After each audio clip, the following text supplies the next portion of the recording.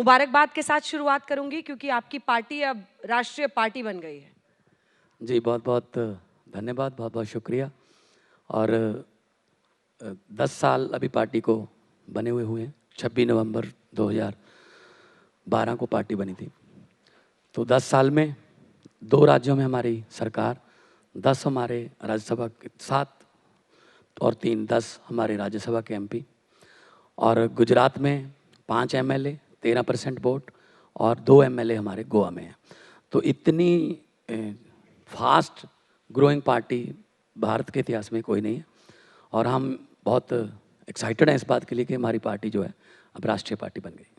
लेकिन तब कल जेपी नड्डा साहब यहाँ पर थे, उन्होंने कहा कि भारतीय जनता पार्टी भी जब जनसंघ था वो 2 साल में उन्होंने भी राष्ट्रीय पार्टी का दर्जा हासिल कर लिया। कई पार्टियों की उन्होंने पूरी लिस्ट गिनाई जो कि पड़ गए। तो फास्टेस्ट ग्रोइंग पार्टी के दावे में दम है क्या, कैसे? 1952 में जनसंघ बना था, 77 तक उनकी जमानतें जब्त होती गई, 77 तक।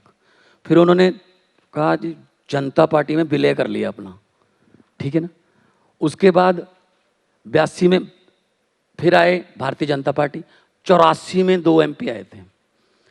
तो मुझे ये बता दीजिए कि 52 से लेकर 77 तक 25 साल क्या होता रहा उनके साथ। तो वो तो जनसंघ का ही हिस्सा है ना भारतीय जनता पार्टी।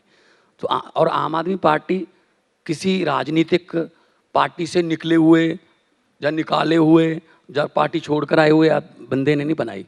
ये रामलीला ग्राउंड से निकली है। आपके कैमरे उस समय चल रहे थे तो एंटी करप्शन मूवमेंट से पार्टी निकली है, और आम आदमियों को विधानसभा, राज्यसभा, लोकसभा की सीढ़ियाँ चढ़ने का मौका देने वाली पार्टी है। मैं आपके सामने बैठा हूँ इसकी एग्जाम्पल। और 92 हमारे पास एमएलए हैं पंजाब में, आउट ऑफ 117। 92 में से 82 फर्स्ट टाइमर हैं। मैं भी फर्स्ट टाइमर हूँ। मैं एमएलए पहली बार बना हूँ, एमपी तो मैं 2 बार बन गया। सांसद थे आप? हाँ। तो 25 साल के, 26 साल के, 28 साल के लड़के लड़कियाँ जिन्होंने बड़े बड़े दिग्गजों को हराया, तो ये काम तो फिर आम आदमी पार्टी कर सकती है।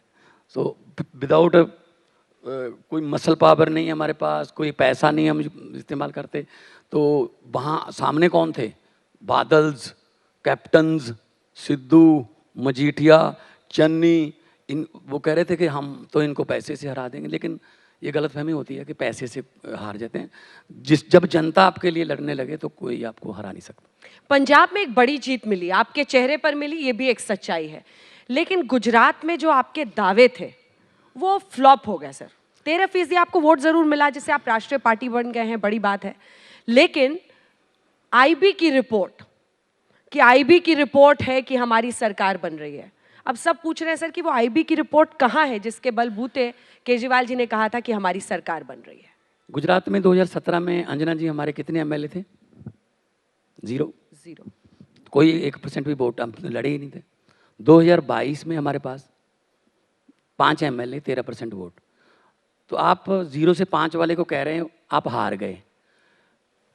2018 के बाद अमित शाह जी ने 8 बार कहा है अब की बार इतने पार। बंगाल में क्या कहा था?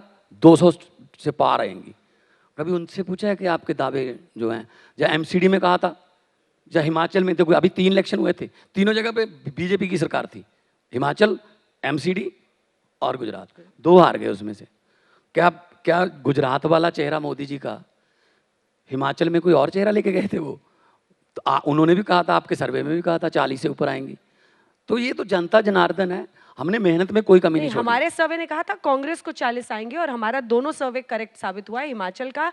बल्कि एकमात्र सर्वे जो कांग्रेस की सरकार हिमाचल में दिखा रहा था वो आज तक एक्सिस माइंडा का सर्वे था। देखो जनता है, पब्लिक है। कई बार एग्जिट पोल में भी नहीं बताते लोग, कई बार आपके सर्वे में भी नहीं, जितना भी आपका सैंपल होता है तो कई बार बिल्कुल नज़दीक जाके लोग फैसला करते हैं कि क्या होगा, हवा किधर चल रही है। सो जनता है, डेमोक्रेटिक राइट है, और लोकतंत्र में जनता बड़ी है। मैं तो ये कहूँगा, पंजाबी में एक कहावत है कि माली दा कम पानी पाना, पर मशकां पावे, मालिक दा कम फल फुल लाना, लावे या ना लावे। हमने गुजरात में मेहनत में कोई कमी नहीं छोड़ी, लेकिन फल फूल लाना तो मालिक का काम है और लोकतंत्र में मालिक जनता है।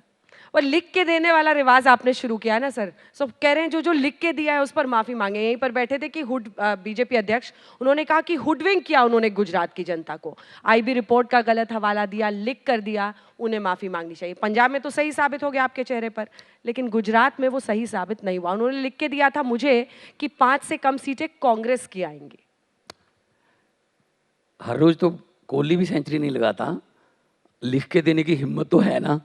और उसके बाद मेहनत करते हैं, मेहनत करके अगर अब हम ऐसे नहीं किया हमने कि आपको लिख के दे दिया और कांग्रेस की तरह इलेक्शन छोड़ दी।